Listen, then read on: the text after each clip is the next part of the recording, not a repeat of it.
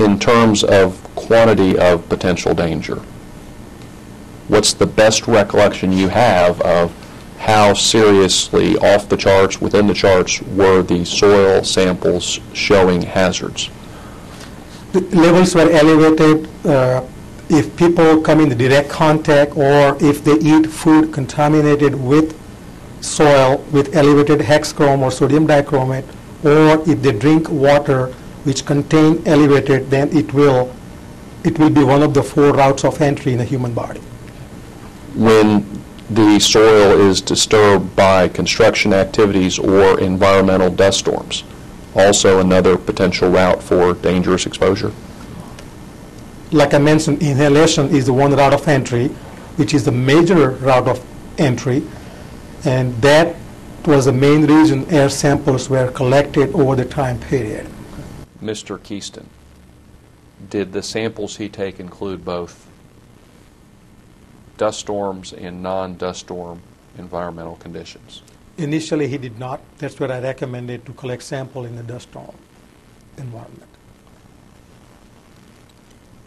How basic, from an industrial hygienist standpoint, is it if you are having workers working in a place where there's frequent dust storms? If you want legitimate samples, you need to take it during dust storms as well as non-dust storms. Correct. How reasonable is it, or unreasonable, not to take samples during a dust storm when workers are frequently working in dust storms?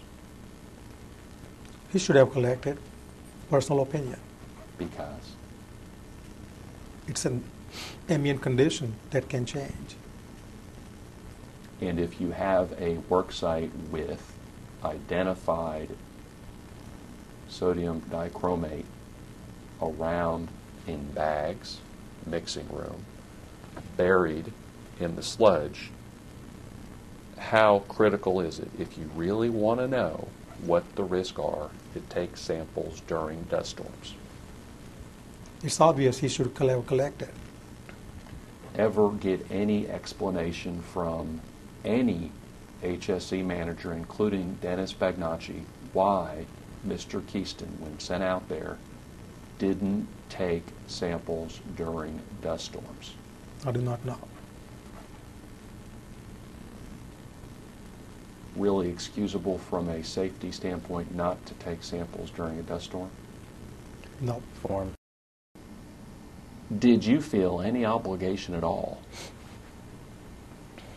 to ensure fair, open disclosure of the risk that you learned about was provided to the workers on site? Yes, that's the reason we immediately responded and went to the job site to do assessment personally. Now, you've talked about the logistics, how long it takes to get there, how long it takes to get equipment there. Disclosure of the risk. Did that take weeks and weeks, are you telling Ms. Perrin? Well, I had other projects I was working on. We have to make travel arrangement, we have to make logistics. You go to Kuwait, from there you have to get escort. And once you have escort and all that coordinated, you wait at the Kuwait border, and then with the escort you go to the job site.